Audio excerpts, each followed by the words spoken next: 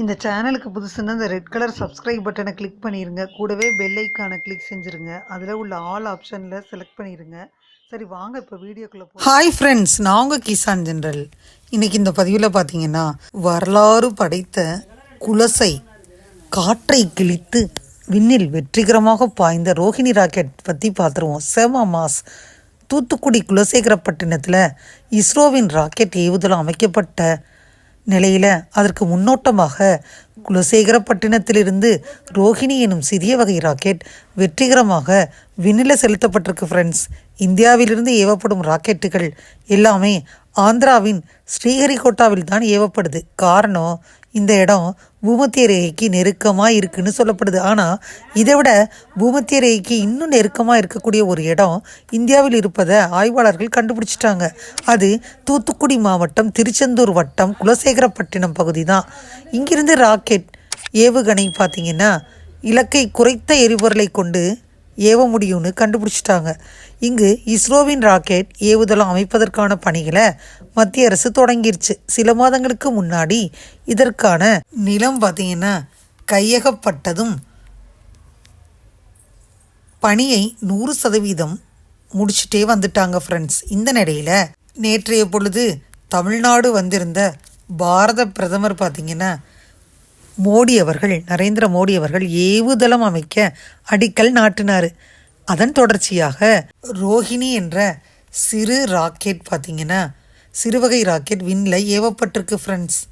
திருவேண்டபுரத்தில் உள்ள விக்ரம் சாராபாய் விண்வெளி ஆய்வு மையத்தில் தயாரிக்கப்பட்ட RH-200 சவுண்டிங் ராக்கெட் இன்னைக்கு பிற்பகல் 1:30 மணி அளவில் குலசேகரப்பட்டினத்தில் தற்காலிகமாக அமைக்கப்பட்டிருந்த கான்கிரீட் தளத்தில் சிறிய ஏவுதளத்திலிருந்து விண்ணில் வெற்றிகரமாக ஏவப்பட்டுச்சு.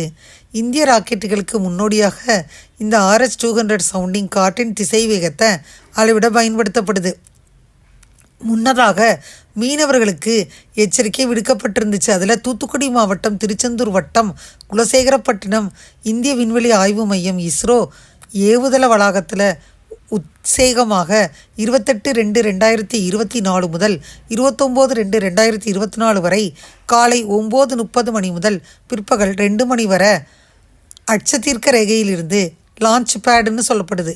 கோஆர்டினேட்ஸ் லேட்டிடியூடில் 0822 நார்த் லாங்கிடியூடில் 78°02 ஈஸ்டில் ஒரு ரோஹிணி ராக்கெட் சவுண்டிங் ராக்கெட்டை ஏவுவதற்கு திட்டமிடப்பட்டுள்ளதாக இந்திய விண்வெளி ஆய்வு மையம் ஸ்ரீஹரிகோட்டா சதீஷ் தவான் ஸ்பேஸ் சென்டர் ஷாகர் தெரிவிச்சிருந்துச்சு. இந்த நேரத்தில் மணப்பாடு கலங்கரை விளக்கத்திற்கும் பெரியதாளை தூண்டில் பாலத்திற்கும் இடையிலான கடற்கரையிலிருந்து 10 கடல் மைல் 18 கிலோமீட்டர் வரை கடலுக்குள் விரிந்து கிடக்கும் பகுதிகள் ஆபத்தான பகுதியாக இந்திய விண்வெளி ஆய்வு மையத்தில் இஸ்ரோ அறிவிச்சிருந்துச்சு.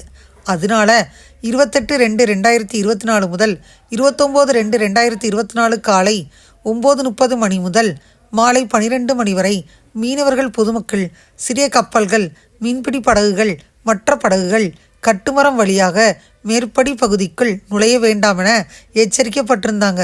இந்த ராக்கெட் பூமியிலிருந்து சுமார் 100 கிலோமீட்டர் தொலைவுக்கு சென்று பின்னர் வங்கக்கடலில் விழுந்துடும் ஃப்ரெண்ட்ஸ். இதுவரை இந்த பதிவில் பார்த்தீங்கன்னா வரலாறு படைத்த குலசை காற்றை கிழித்து விண்ணில் வெற்றிகரமாக பாய்ந்த ரோஹிணி ராக்கெட் பற்றி செம மாஸ் நியூஸை பார்த்தோம். இந்த நியூஸ் பார்த்தீங்கன்னா உங்களுக்கு நிச்சயமாக யூஸ்ஃபுல்லாக இருக்கும்னு நினைக்கிறேன். இந்த பதிவு உங்களுக்கு பிடிச்சிருந்தா லைக் பண்ணுங்கள். மறக்காமல் கிசான் ஜெனரல் சேனலை சப்ஸ்கிரைப் பண்ணுங்கள். கூடவே இந்த பெல்லைக்கான ப்ரெஸ் பண்ணுங்கள். அப்போ தான் நான் வீடியோ போட்ட உடனே உங்களுக்கு நோட்டிஃபிகேஷன் வரும். தேங்க்யூ ஃபார் வாட்சிங். Thank you friends. பாய். அடுத்த வீடியோவில் பார்ப்போம்.